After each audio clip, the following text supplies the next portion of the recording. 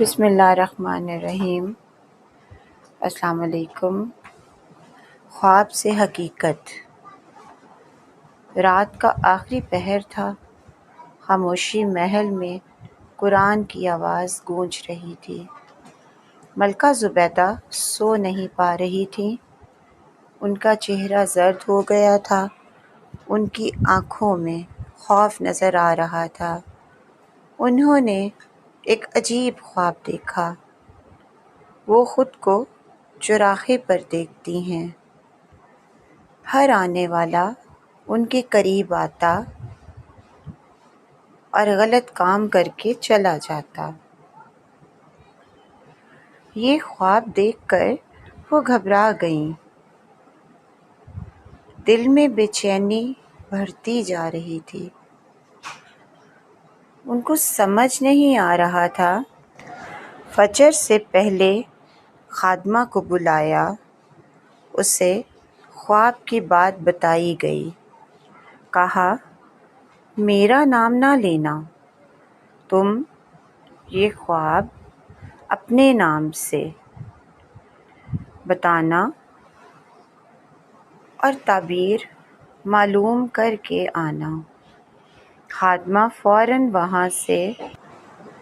خادمہ فوراً وہاں سے روانہ ہوئی۔ وہ ابن سیرین کے پاس پہنچی اور پورا خواب ان کو بتایا۔ ابن سیرین یہ سن کر رک گئے۔ انہوں نے غور سے خادمہ کو دیکھا اور کہا، یہ خواب تمہارا نہیں ہے، کسی خاص انسان کا خواب ہے۔ انہوں نے کہا، سچ بتاؤ،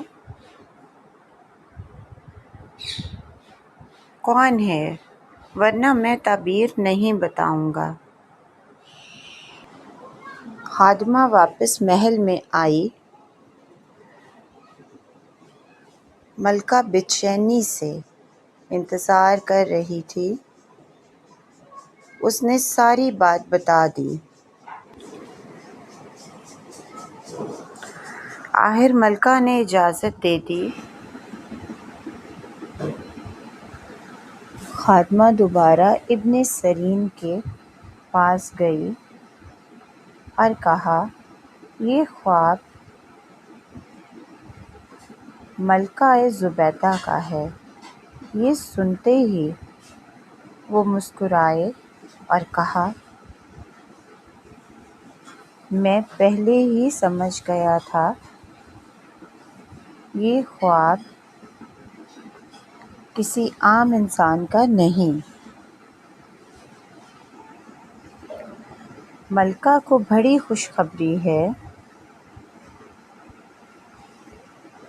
اللہ ان سے بڑا کام لے گا، لوگوں کو اس سے فائدہ ہوگا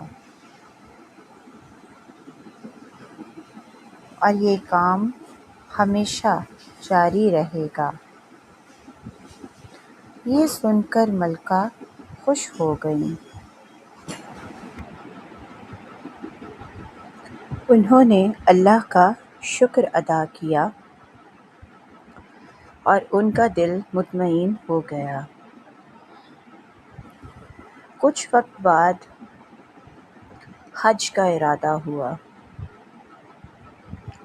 خلیفہ ہارون الرشید روانہ ہوئے۔ ملکہ زبیدہ بھی ساتھ گئیں۔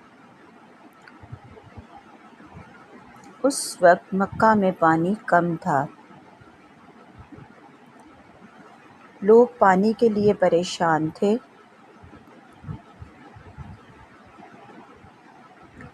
حاجی پیاس سے بہت تنگ ہوتے تھے۔